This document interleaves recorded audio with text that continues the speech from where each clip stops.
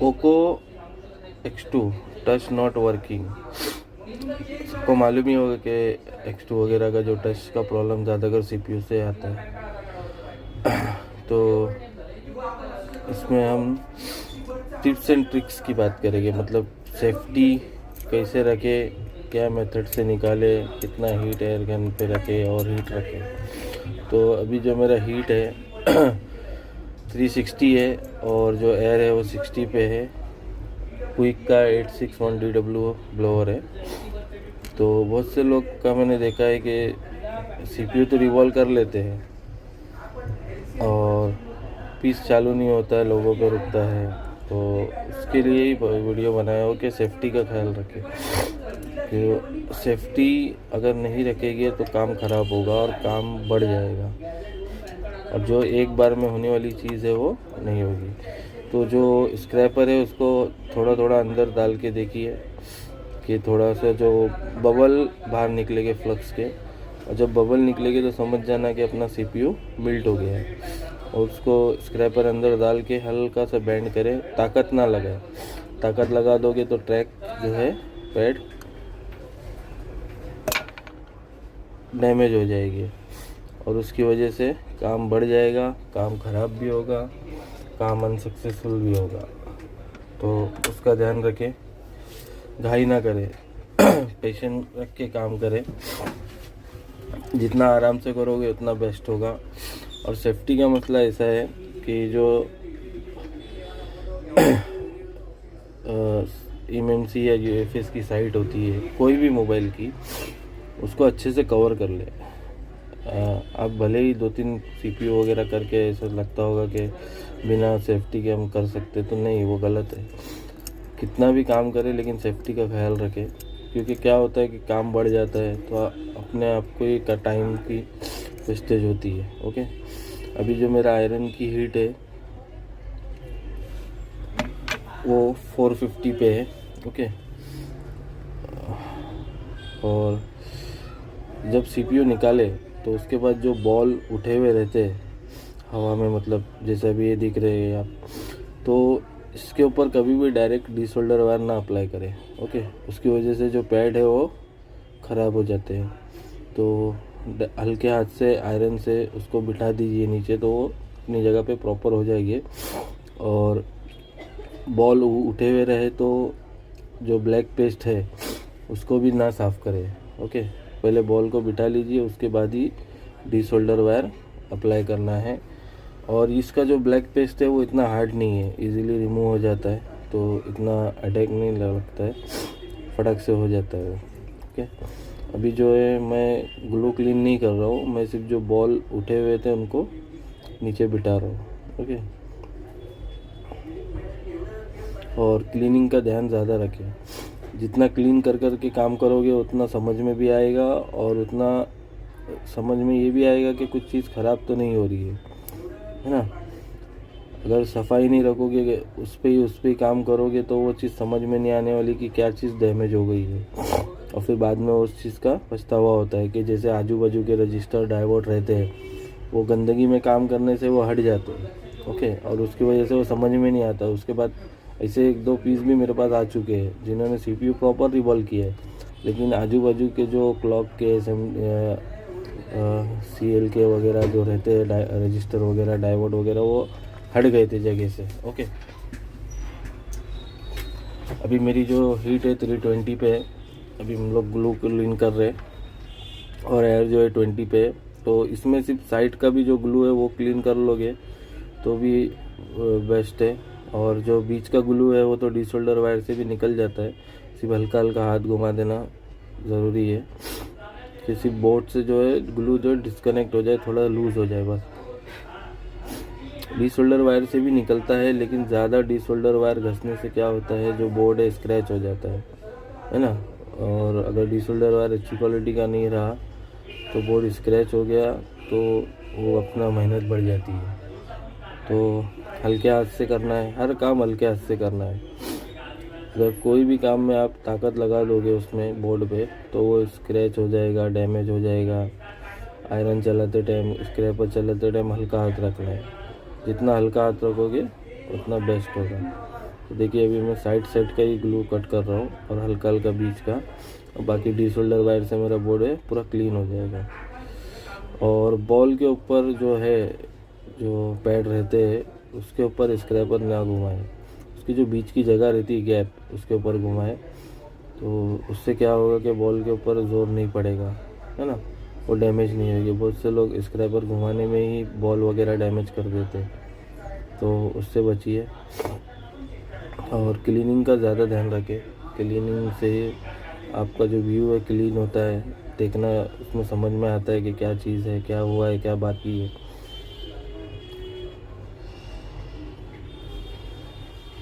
और ये वीडियो मैं किधर से फॉरवर्ड वगैरह नहीं कर रहा हूँ, कंटिन्यू चलने दे रहा हूँ। उसमें कैसा है, दो चीज़ें हैं, एक तो आप सुन के सीखते हो या प्रैक्टिस से सीखते हो या देख के सीखते हो। अब देखने में ये है कि आप देखने में उसको मतलब जो फास्ट फॉरवर्ड में रहता है उसमें समझ में नहीं आता है कि बंदे ने क्या करके निकल गया, ओके। तो ये जो स्लो में है इसमें कैसा आपको समझ में आएगा कि क्या चीज़ हो रही है, एक पॉइंट टू पॉइंट, ओके। और हाथ का मूवमेंट समझ में आएगा कि किस तरह से चल रहा है वो। अभी ज़्यादातर ये X2 वगैरह X3 इसमें बहुत इशू आ रहा है, ओके। तो ज़्यादातर तो सब CPU से ही रहता है, बहुत रेयर केस में कुछ है वाटर डैमेज वगैरह आ रहा है, तो कुछ तो ट्रैक वगैरह डैमेज हो रहा है, बाकी अदरवाइज सब चीज़ CPU से ही आ रहा है। इसका टच का टच ऑडियो कैमरा हर काम करने के बाद एक बार क्लीन करना ज़रूरी है। क्लीन करते रहोगे तो काम करने में भी मज़ा आएगा और गंदगी नहीं होगी। अभी साइड का हमने ग्लू निकाल दिया है, बीच का थोड़ा बहुत ग्लू बचा है तो वो डीसोल्डर वायर से निकाल देंगे। अभी जो ये पुराना पेस्ट है बोर्ड में लगा हुआ ओल्ड कंपनी का, वो रिमूव करना बहुत ज़रूरी है, ओके। अगर वो रिमूव नहीं करते, एक बार ही डीसोल्डर वायर चला के आप CPU रिबॉल करके अगर लगाते हो तो उसमें जो कनेक्टिविटी है वो प्रॉपर नहीं होती है, जिसकी वजह से आपका जो काम है अनसक्सेस होता है, ओके। दोबारा फिर करना पड़ता है। तो उससे अच्छा है कि पहले कंपनी का जो पेस्ट है उसको रिमूव कर ले, और उसके बाद नई PPD लगा के फिर एक बार सोल्डर वापस अप्लाई करें, फिर उसको रिमूव करके फिर CPU अप्लाई करें, तो उससे काम भी अच्छा होगा, वन टाइम में होगा और फिनिशिंग भी आएगी। और दूसरी बात, अनसक्सेसफुल के काम चांसेस कम हो जाते हैं। तो अच्छे से करें। डीसोल्डर वायर चलाने के टाइम पे ध्यान रखें आजू बाजू के जो रजिस्टर वगैरह है उनको टच ना हो, या उनको मतलब प्रेशर लग के उसमें डीसोल्डर वायर में ना आ जाए।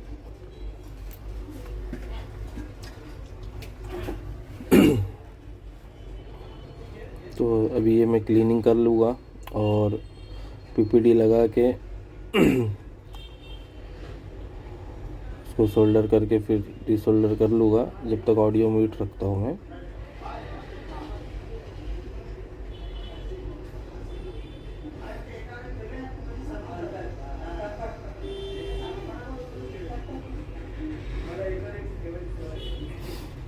क्लीन करते रहे हर टाइम पे, क्लीन करना बहुत ज़रूरी है, ओके। अभी देखिए बीच का जो पेस्ट था, ब्लैक पेस्ट, पूरा रिमूव हो गया है। ज़्यादा स्क्रैपर चलाने की ज़रूरत नहीं पड़ी है।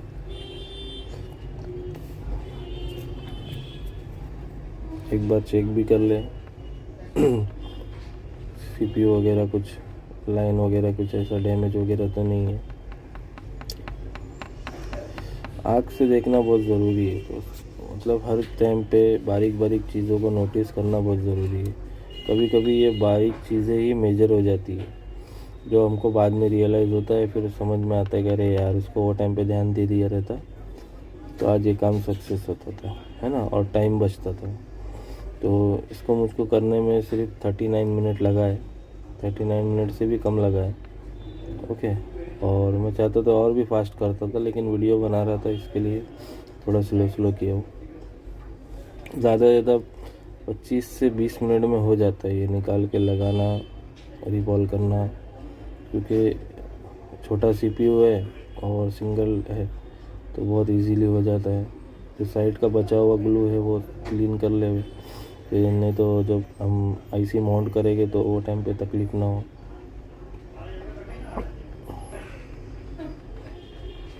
ग्लू हटाने के लिए जो मेरा हीट है 320 और 20 है।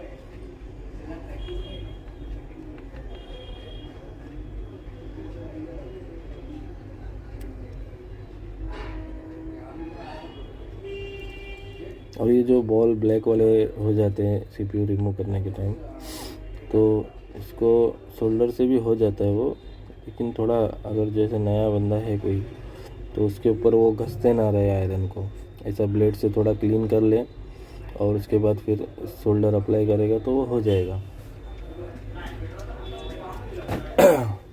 लेकिन वो ऐसे भी हो जाता है, लेकिन नया कोई है अगर करने वाला तो ऐसा कर लेगा तो उसको इजी हो जाएगा। ओके, मतलब घड़ी घड़ी एक ही बॉल पे आयरन घुमाने की ज़रूरत नहीं पड़ेगी।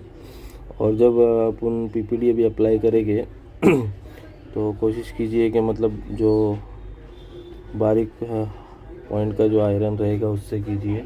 तो उससे क्या होता है कि हीट वो पॉइंट पे रहती है, तो बोर्ड में इधर उधर ज़्यादा हीट नहीं लगती और एक एक बॉल प्रॉपर रिफॉल हो जाता है। और उसके बाद में फिर केबिट या कोई जाड़ा वाला आयरन से उसके ऊपर अच्छे से उसको सोल्डिंग कर दीजिए। कभी कभी ऐसा होता है हम पीपीडी लगा के भी सोल्डर कर देते हैं, लेकिन वो पीपीडी बराबर अंदर बॉल पे चिपकती नहीं है। हमको ऐसा लगता है कि चिपक गई है, लेकिन वो चिपकती नहीं है। तो उसकी वजह से क्या होता है, जब हम सीपीयू लगाते हैं तो बॉल जो है वो सीपीयू में आ जाता है और वो कनेक्टिविटी उसकी बराबर होती नहीं है, तो जिसकी वजह से भी आपका काम अनसक्सेस होता है। तो उसका भी ध्यान रखें। सफाई, क्लीनिंग, सेफ्टी और ये जो मेथड है शोल्डर जो पुराना कंपनी का निकाल के न्यू पीपीडी लगाना, ये बहुत ज़रूरी है। तो अभी देखिए बारीक पॉइंट से मैं काम कर रहा हूँ, एक एक पॉइंट मेरा प्रॉपर शोल्डर हो रहा है। इसके बाद मैं एक मोटे वाले आयरन से मोटी बीट से उसको और अच्छे से ज़रा, जैसे हम कोई खाना पकाते हैं तो जैसे चाय पकाते हैं तो चाय जितनी पकाओगे उतना अच्छी बनती है ना। और अगर आधे ही गर्म में बनाओगे तो ना चाय का टेस्ट आता है, ऐसा लगता है कि गर्म पानी है। तो उसका भी वैसी है कि वो जितना पकेगा उतना अच्छे से वो शोल्डर होता है।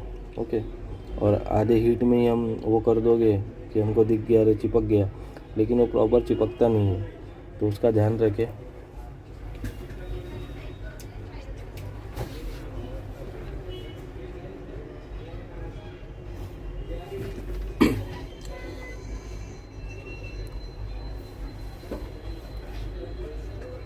अब फ्रेश माइंड से काम करें, घाई ना करें।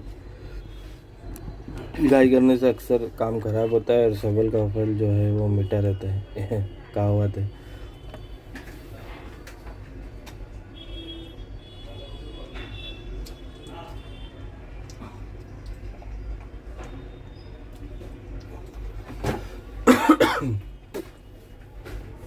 सबसे ज़्यादा टाइम जो है वो बोर्ड क्लीनिंग में और सरफेस अच्छा बनाने में ही लगता है।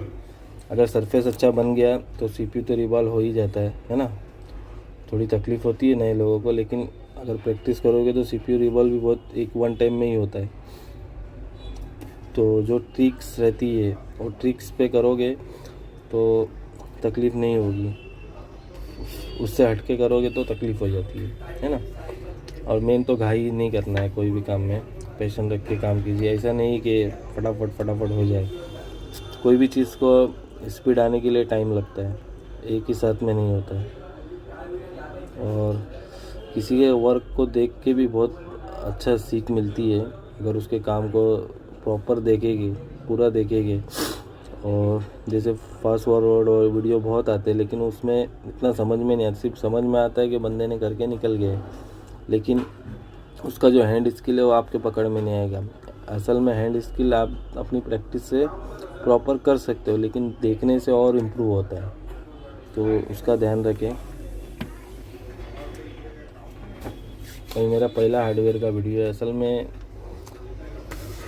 मैं अकेला रहता हूँ शॉप पे मेरे, तो ऐसा वीडियो वगैरह बनाने टाइम नहीं मिलता है।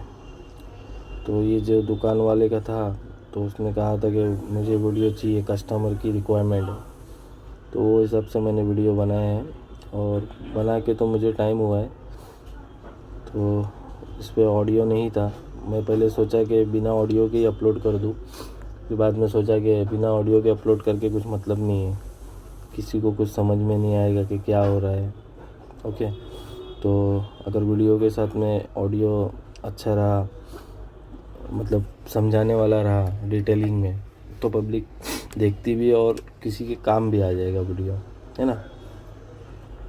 अब ज़रूरी नहीं है कि हर कोई 50,000 60,000 भर के इंस्टीट्यूट वगैरह में जाके सीखे। बहुत से लोग हैं जो यूट्यूब से लर्न करते हैं, है ना। तो उनके लिए एक छोटी सी वो है, हेल्प है। अगर पसंद आई तो लाइक शेयर वगैरह कीजिए, तो आगे भी ज़्यादा अगर वो मिला तो आगे भी मैं और वीडियो बनाते रहूँगा हार्डवेयर के। इसी बना हुआ माइक्रोस्कोप से बना हुआ, और बाद में ऑडियो डिटेलिंग डाल दूँगा। मेन डिटेलिंग है, जो डिटेल बताते हैं उसको समझना है। और आप स्किप करते करते देखोगे तो वॉइस नोट जो मैंने डाला हुआ है वो छूट जाएगी, तो आपको समझ में नहीं आएगा कि क्या हो रहा है, कैसा हो रहा है। इसीलिए मैंने इसमें कुछ टेक्स्ट वगैरह ऐड नहीं किया हूँ। नहीं तो बहुत से लोग रहते हैं सिर्फ टेक्स्ट देखते हैं, हाँ इतनी हीट है, इतना टेम्परेचर है, बस आगे बढ़ाओ, तो उसमें समझ में नहीं आता है। ओके, तो उसका ध्यान दीजिए। अभी देखिए मैंने मोटी बीट ले ली हो, जाड़ी वाली, उससे मैं उसको थोड़ा और अच्छे से पका दूँगा, थोड़ा और रिसोल्ट करूँगा, जिसकी वजह से वो अच्छे से चिपक जाएगा।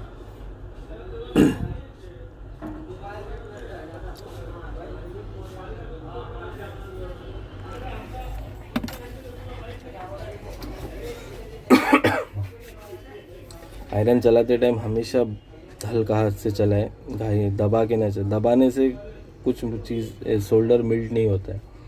जैसे मैं भी पहले जब सीखता था तो मैं आयरन को बहुत दबाता था बोर्ड में, जिसकी वजह से मेरे पैड जो है वो डैमेज हो जाते थे।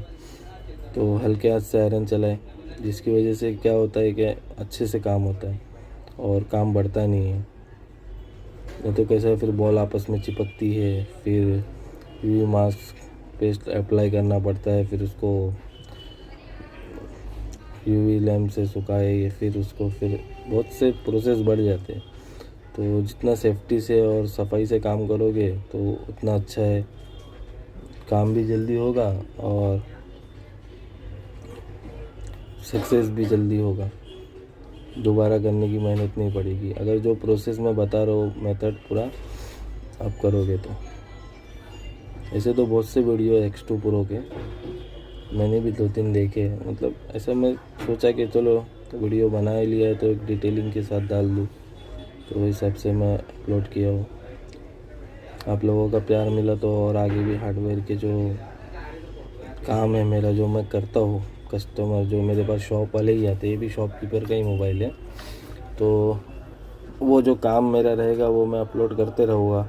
जो भी मेरे को फ़ोल्ड नया मिलता है या जो भी मेरा काम है, या रिवॉल्विंग का हो गया या कुछ नया फॉल्ट आया उसका डाल दूँगा। ओके, अगर किसी को ऑनलाइन पे मतलब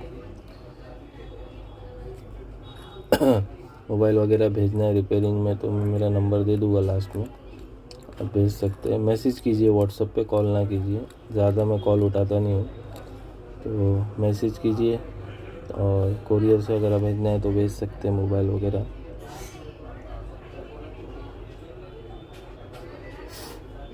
अभी देखिए मैंने इतना सोल्डर डिसोल्डर वायर सोल्डर किया हो, लेकिन पैड जो है पूरे क्लीन के क्लीन है, आपस में एक भी नहीं जुड़े।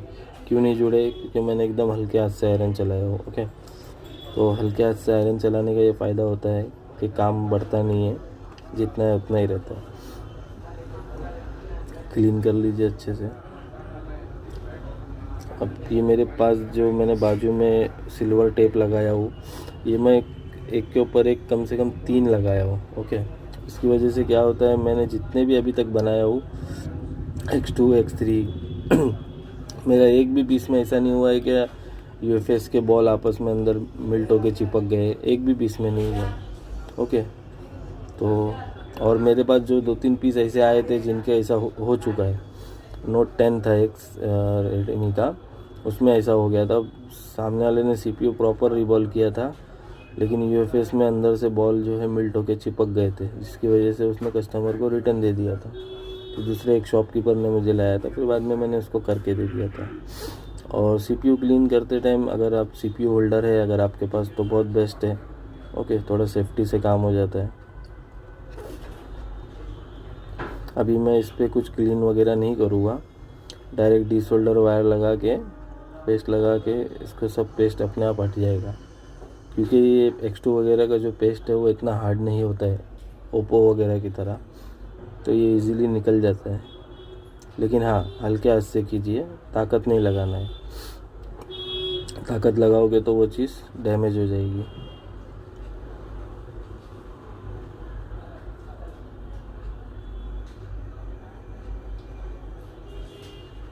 और अगर आप CPU होल्डर में CPU लगाते हो तो ज़्यादा टाइट भी ना करें, ओके, जिससे CPU बैंड हो सकता है।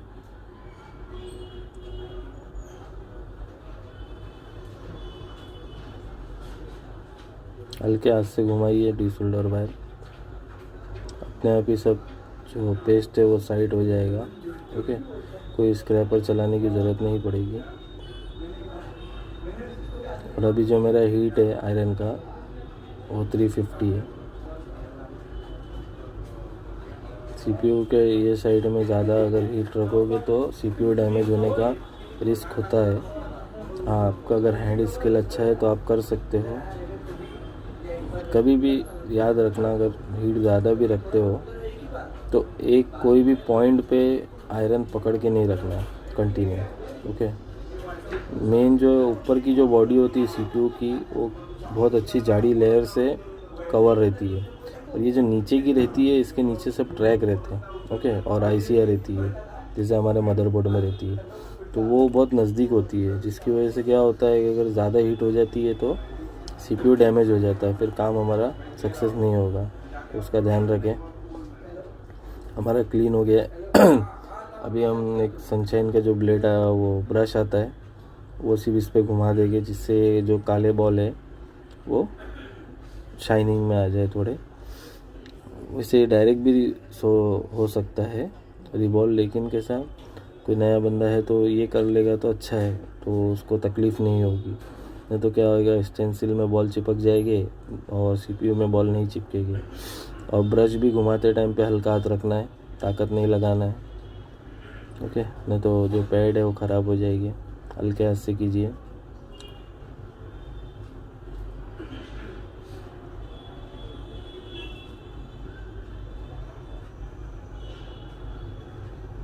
ज़्यादा नहीं घुमाना है, सिर्फ बॉल हल्का हल्का शाइनिंग हो गया बस हटा दे।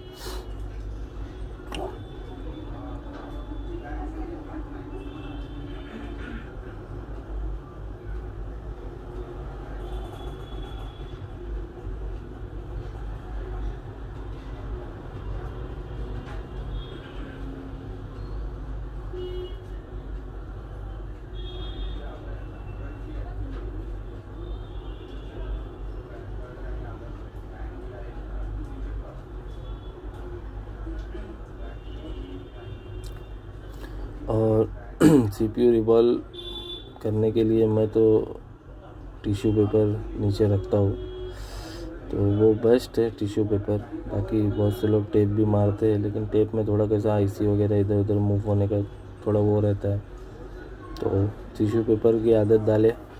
हाँ, टिश्यू पेपर की आदत डालोगे तो आपको खुद अच्छा लगेगा काम करने को, और काम जल्दी भी होगा। टेप मारने में टाइम जाता है ना। बॉल मैच करते करते टेप कभी इधर हिलता है कभी उधर हिलता है। टिश्यू पेपर में ये नहीं होता है, सिर्फ IC नीचे रखना है। और जो टिश्यू पेपर हम लेते हैं मार्केट से वो डबल फोल्ड में आता है ना, जो नॉर्मल उसकी पैकिंग रहती है, बस उसको एक फोल्ड और कर दीजिए, खड़े में या आड़े में जैसा भी, और उस पर ही कीजिए। ज़्यादा भी थिंक ना रखें, मोटा ना करें, उसकी वजह से जो स्टेंसिल है वो उठ जाएगी। तो डबल एक फोल्ड मार ले बस और करे उस पर। स्टेंसिल को अच्छे से क्लीन कर ले हर टाइम। जब लास्ट रिबॉल करते हैं उसके बाद क्या रहता है, जो पेस्ट वगैरह अंदर रहता है ना, तो उसको क्लीन कर ले तो जो पुराना पेस्ट है वो निकल जाएगा, तो रिबॉलिंग करने के टाइम पे दिक्कत नहीं आएगी।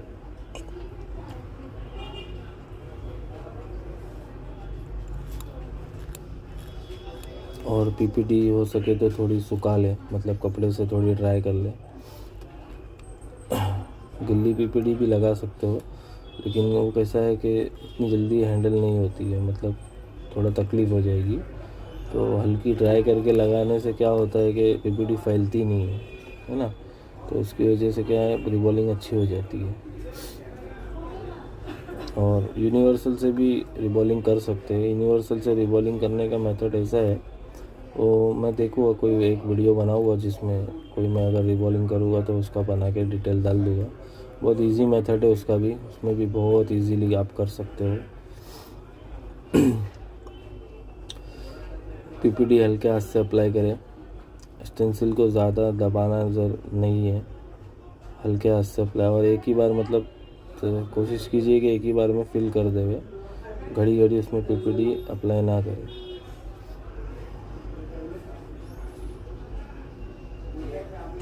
और बॉल देख ले कि कोई बॉल खाली तो नहीं है ना।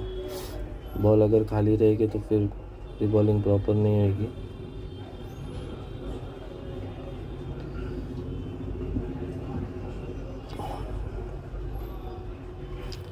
और कपड़े से साफ़ कर ले उसको अच्छे से। और साफ़ करने के टाइम पे जो अगर टिश्यू पेपर से कर रहे हो तो हाथ को हटाना नहीं है, प्रॉपर रखे। अभी जो मेरा हीट रहेगा वो 320 है और 20 पे एयर है। ब्लोअर पहले पूरे स्टेंसिल पे घुमा ले जहाँ पे आईसी लगी है। इसकी वजह से क्या होता है, जो पीपीडी है वो आपस में थोड़ा चिपक जाती है, जिसकी वजह से वो फैलती नहीं है और रिबॉलिंग इजीली हो जाएगी। थोड़ा हल्का हल्का घुमा ले। नए बंदों के लिए बता रहा हूँ, उनको ये मेथड में बहुत इजी होगा। और फिर एक पॉइंट पे ब्लोअर रख दे और ब्लोअर को थोड़ा हल्का क्रॉस पकड़े, रिबॉलिंग अपने आप ऑटोमेटिक हो जाएगी। और कोई बॉल अगर छूट जाता है स्टेंसिल वगैरह में तो घबराए नहीं, है ना, वो भी मैं बताऊँगा। इसमें मेरा एक बॉल निकल गया था तो मैंने इसको किया है, उसका भी मेथड बता देता हूँ मैं। बहुत इजी मेथड है वो भी, आहिस्ते आहिस्ते करें। ब्लोअर को हल्का हल्का आगे लेके जाए, कहीं एकदम स्पीड में ना लेके जाए और एक जगह पे हीट ना रखे, हल्का हल्का हल्का हल्का करे।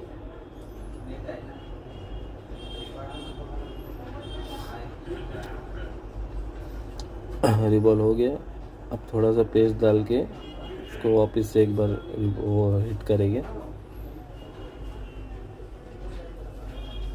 लगता है काम भी मैं जा रहा है, इसे टाइम पास के लिए आया था।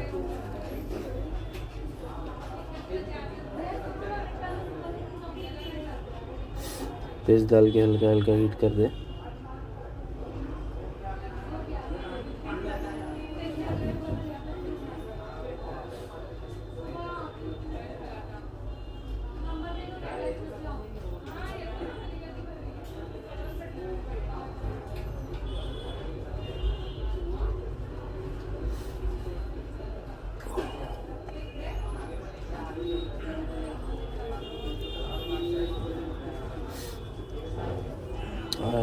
ऐसे निकालने के टाइम पे ध्यान रखें कि बॉल थोड़ा वो हो जाए, टाइट हो जाए, जल्दबाजी ना करें निकालने की। थोड़ा उसको ठंडा होने दीजिए हल्का।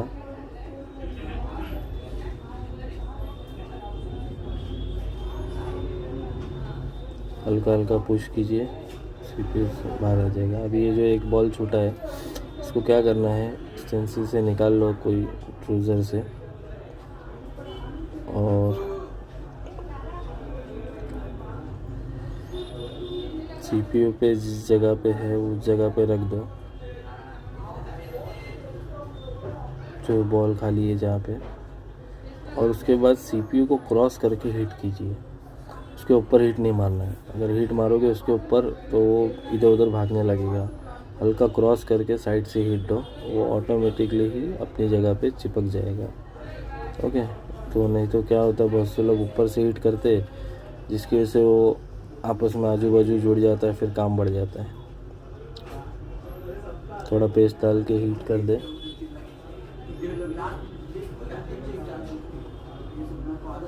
पेस्ट डालते टाइम पे भी ध्यान रखना है कि लीड में कोई कचरा वचरा नहीं रहना मांगता है। ओके, नहीं तो दिक्कत करेगा CPU माउंट करने के टाइम पे, और CPU प्रॉपर माउंट नहीं होगा तो नहीं चलेगा। तो वो ध्यान रखें और कोशिश कीजिए कि एक ही बार में रिवॉल्व हो जाए तो बेस्ट है। तो डबल टिबल रिवॉल्व करने से ये होता है कि बॉल छोटी बड़ी होती है तो CPU वर्क नहीं करता है प्रॉपर, और कई केसों में ऑन भी नहीं होता है ना। तो आपको लगेगा CPU डैमेज हो गया है। ये मेरा नंबर है, ये ID है मेरी, ये मेरा नंबर है। अगर किसी को मोबाइल वगैरह भेजना है तो भेज सकते हैं।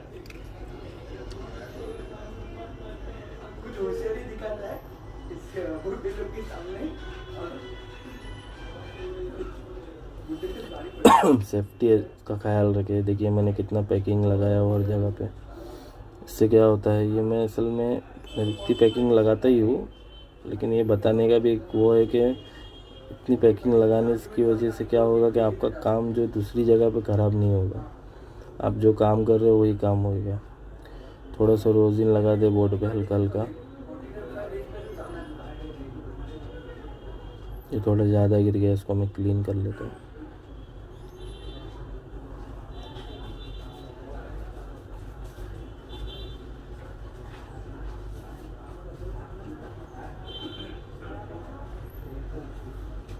इससे नहीं होगा, क्लीनर से करना पड़ेगा क्लीन,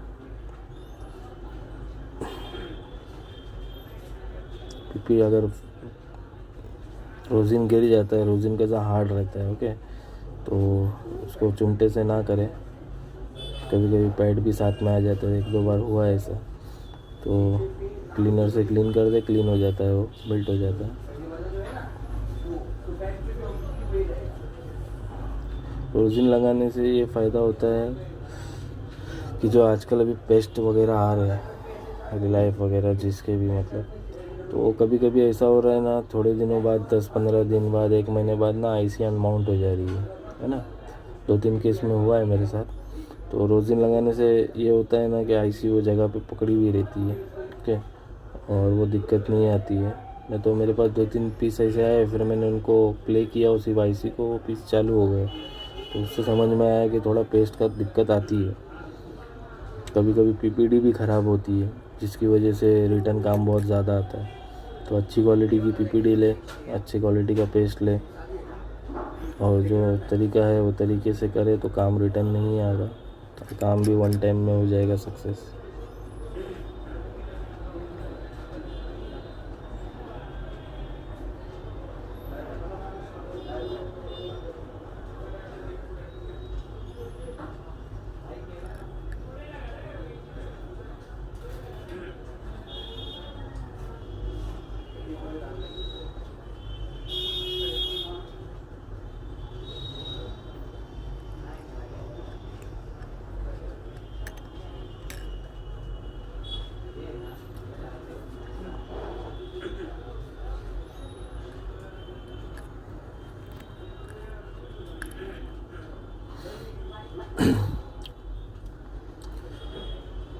IC लगाने के टाइम पे ज़्यादा पेस्ट ना डालें। ओके, हल्के पेस्ट जो IC में लगा हुआ है रिबॉलिक के टाइम पे, वो पेस्ट से तुम्हारी IC थोड़ी सी वो हो जाएगी। उसके बाद लास्ट में जब IC प्ले हो जाए, अपने आप ऑटोमेटिक अपनी जगह पे आ जाए, उसके बाद ही पेस्ट अप्लाई करें।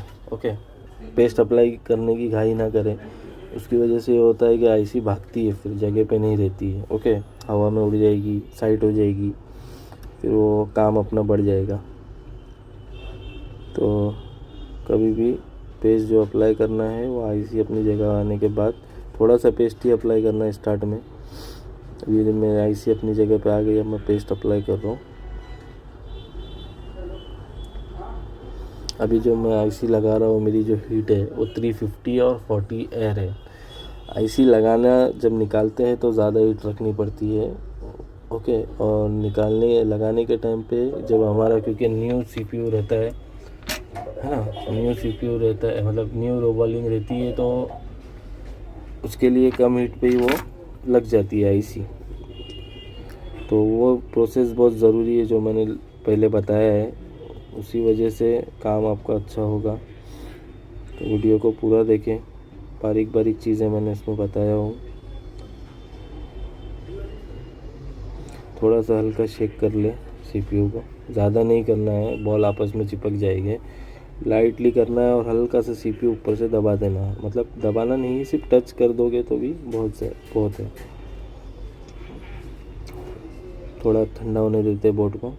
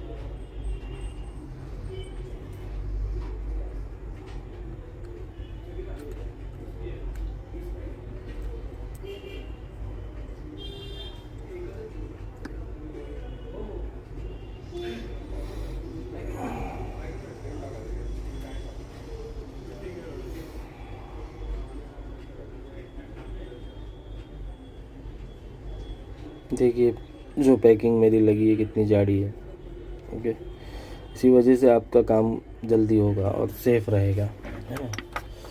तो ये चीज़ें हमारे लिए ही बनी है ना। तो कंजूसी ना करें, ज़्यादा लगाए। ये पीस मेरे पास 11 तारीख को आया था, 11 तारीख का वीडियो है ये, और अपलोड अभी कर रहा हूँ मैं। ये कैसे शॉपकीपर्स के रहते हैं तो साइन और डेट डालना ज़रूरी है क्योंकि सेम पीस बहुत आते हैं।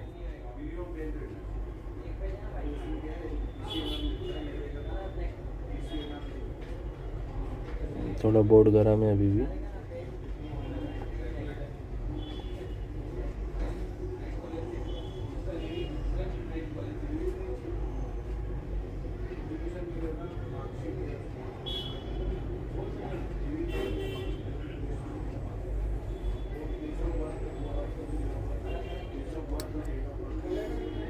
जितना हो सके वन टाइम में ही काम सक्सेस करें, तो काम करने और दिलचस्पी बढ़ती है और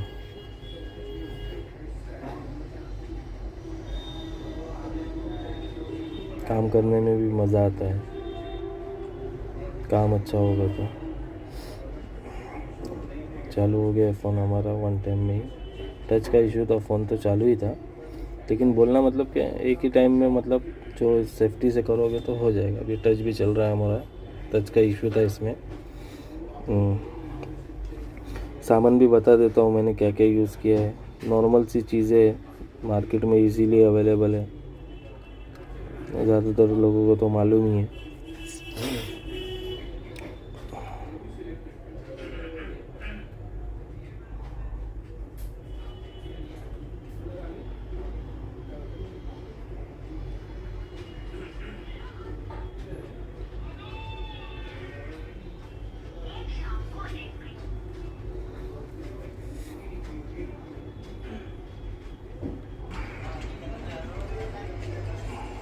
रिलैक्स का डिस्टल डरवाए थे, नॉर्मल से ब्रश है, सनशाइन का एक ब्रश है, रिलैक्स का पेस्ट है और ट्रूजर है, नॉर्मल स्क्रैपर है।